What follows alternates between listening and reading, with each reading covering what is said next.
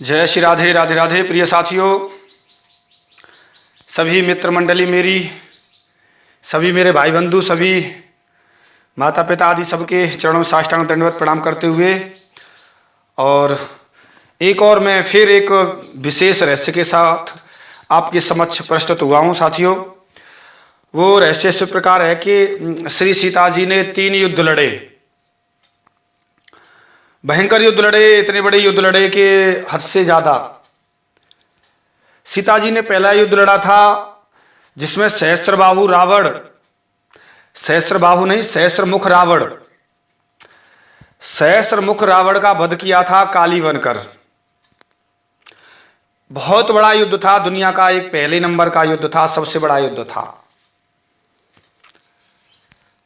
सहस्त्रमुख रावण का वध किया था पहले युद्ध में। और साथियों,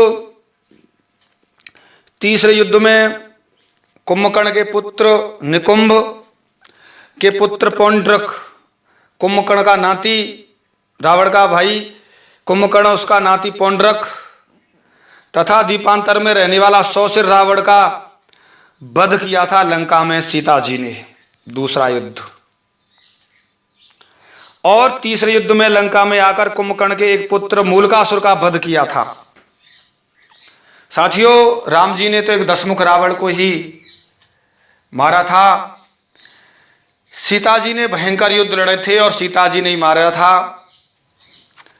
सीता जी ने पहला युद्ध सहस्त्र मुख रावण को मारा था, काली बनकर। इतना भयंकर युद्ध था, उसे मारने वाला कोई दुनिया में था ही नहीं, सीता जी ने मारा था। इसके बाद में साथियों पौंड्रक तथा 100 मुख रावण को मारा था। इसके बाद साथियों कुंभकर्ण के पुत्र मूलकासुर को मारा था। इन तीनों युद्ध में 3 बार अलग अलग भयंकर युद्ध लड़े थे।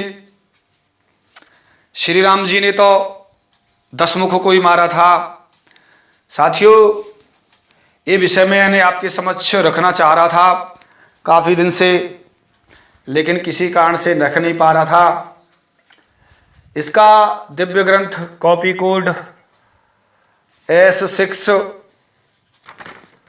और से S6 से 6 ही है, इसका भी नंबर 6 पेज पर कॉपी कोड। तो साथियों, सीता जी ने 3 युद्ध लड़े थे, भयंकर युद्ध लड़े थे। इनका प्रकरण वर्णन बहुत भयंकर है और मैं नहीं चाहता कि उस प्रकरण को आपको समझाऊं, युद्ध की रणनीति बताऊं, कैसे कैसे मारा, कैसे कैसे, वो लंबा विषय हो जाएगा।